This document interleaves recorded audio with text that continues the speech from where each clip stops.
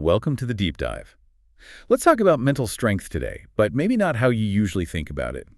Forget the idea that it's, some fixed trait you're born with. Exactly. It's much more about habits, things we can actually cultivate.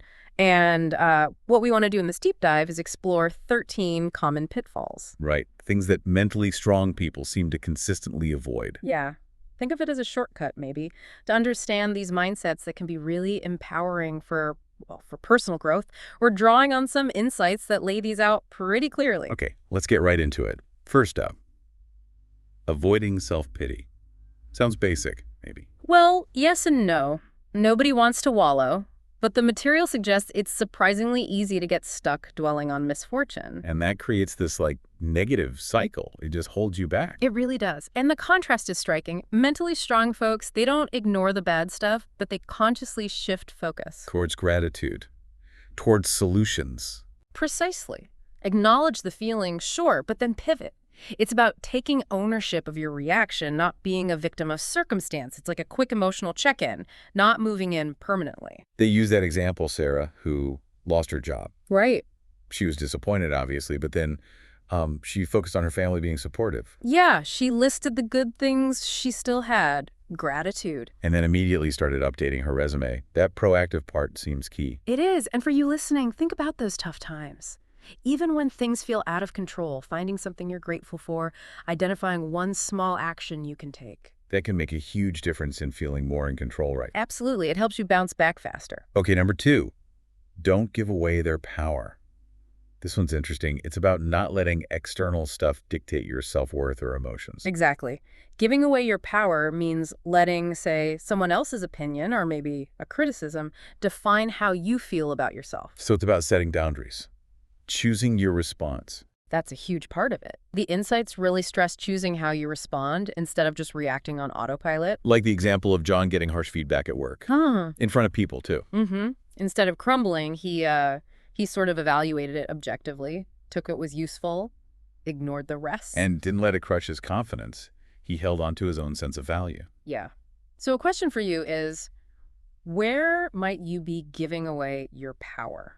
Overly worried about approval? Does criticism hit too hard? Recognizing that is the first step to taking it back. It really is. And it connects back to self-pity too, doesn't it? If your worth isn't tied to external things, you're less likely to feel like a victim. Good point. Okay, number 3, embrace change.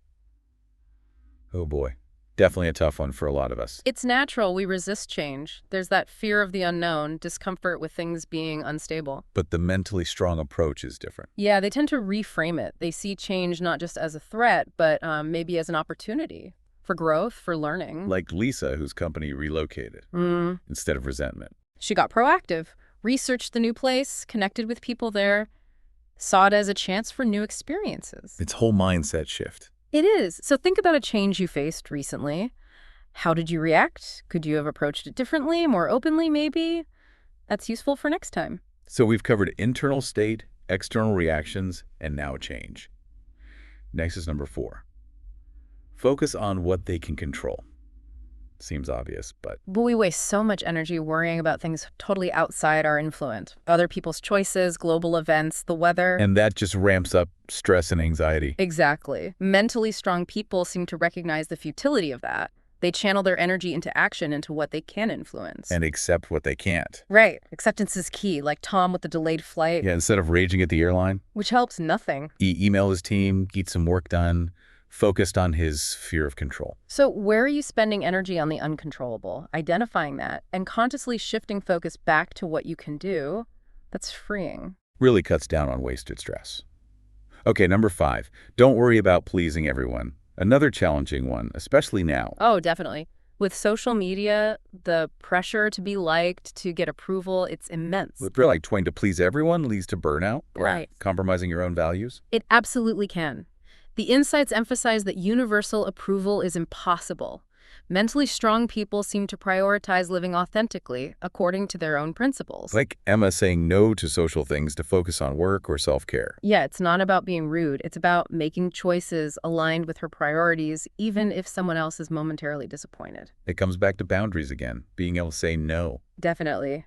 Think about times you said yes, but wanted to say no. What did that cost you in terms of energy or well-being? Good question. Okay, number 6, moves to risk. Fear calculated risks. Not reckless risks, but calculated ones. Exactly. It's not about not feeling fear. Mentally strong people feel fear too. But they don't let it paralyze them. Right. They assess the potential upsides and downsides, they prepare, they might do research, and then they act. They understand growth often lies just outside the comfort zone. Like Mark wanting to start a business. He didn't just quit his job on a whim. No, he researched the market, made a plan, maybe started small. It's about being thoughtful, acknowledging the risk, but seeing the potential reward too. So for you listening, is there a goal you have that feels a bit scary? What's a calculated risk, a small step you could take towards it? Pushing that boundary just a little. Okay, number 7. Don't dwell on the past. We all replay things, right? Mistakes, regrets. Sure, but there's a difference between learning from the past and getting stuck there, ruminating. So it's about extracting the lesson. Yes, process it, figure out the takeaway, and then consciously bring your focus back to the present and the future. Don't live back there. Like Rachel, after her relationship ended, she reflected on communication. Learn something from it. But then she actively moved forward, joined a hobby group, shifted her focus. Exactly. So think about a past event you sometimes dwell on. Have you learned the lesson? Can you acknowledge it without letting it dominate your present? Which leads nicely into number 8. Avoid repeating mistakes. Sounds simple, but it takes self-awareness. And accountability, yeah. Mentally strong people see mistakes as feedback, not final verdicts. So they analyze what went wrong, Yeah. look for their own patterns. Right, and then they adjust their behavior to avoid making the same error again. It's that commitment to learning and improving. Like Mike and his overspending habit. He didn't just shrug it off. No, he tracked expenses, identified the triggers, set a stricter budget. He took concrete steps to change the pattern. So can you identify a mistake you tend to repeat? What could you analyze? What specific change could you make? That active adjustment is crucial. Number 9 can be tricky. Don't resent others' success. That little pang of envy. It can be really destructive, can't it? It pulls your focus away from your own journey, your own growth. So the mentally strong approach is different. It seems to be. They consciously choose to celebrate others' wins. They focus on their own gratitude, what they have, and sometimes they even find inspiration in other people's success. Like Jane, whose colleague got promoted, instead of jealousy. She congratulated them genuinely and even asked for advice, turning it into a learning opportunity.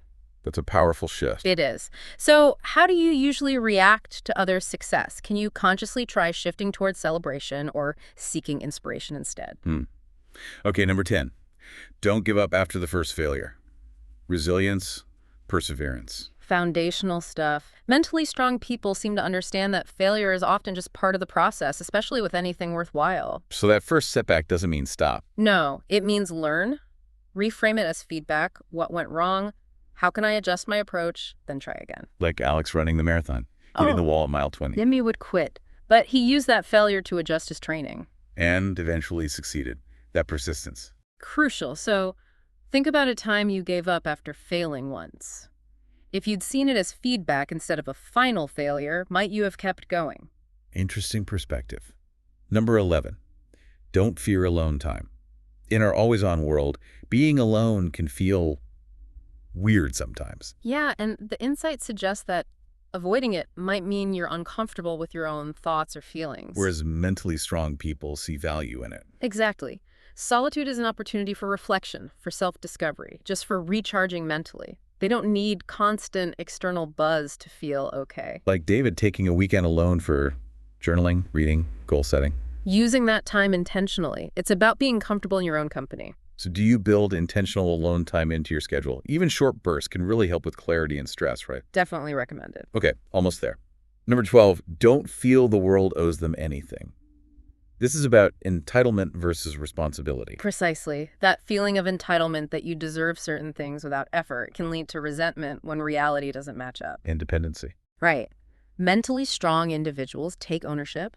They understand success and happiness mostly come from their own actions, their own work. They focus on effort and gratitude, creating opportunities. Yeah, like Maria volunteering for extra projects to earn that promotion, not just expecting it, proactive effort. So worth reflecting. Are there areas where you might feel a bit entitled? How could shifting to a more proactive, responsibility-focused mindset change things? It's about agency. And finally, number 13, don't expect immediate results. Patience is a virtue, especially now. It really is. We want everything instantly, but meaningful goals, big achievements, they take time. And consistent effort. Exactly. Mentally strong people seem to understand this. They have patience, they persist, they set realistic expectations. And they celebrate the small wins along the way. Yes, that's crucial for staying motivated, like Chris on his fitness journey.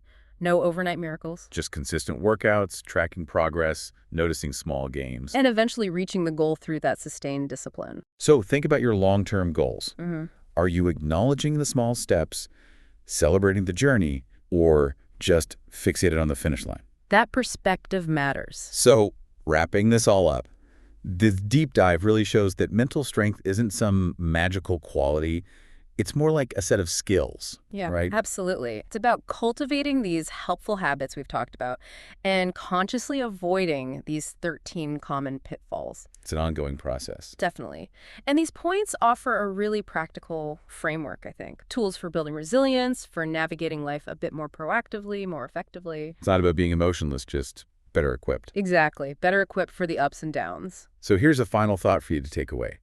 Maybe just pick one or two of these habits that really resonated with you today. Yeah, just one or two. And think about one small thing you could do, starting now, to incorporate that principle into your life.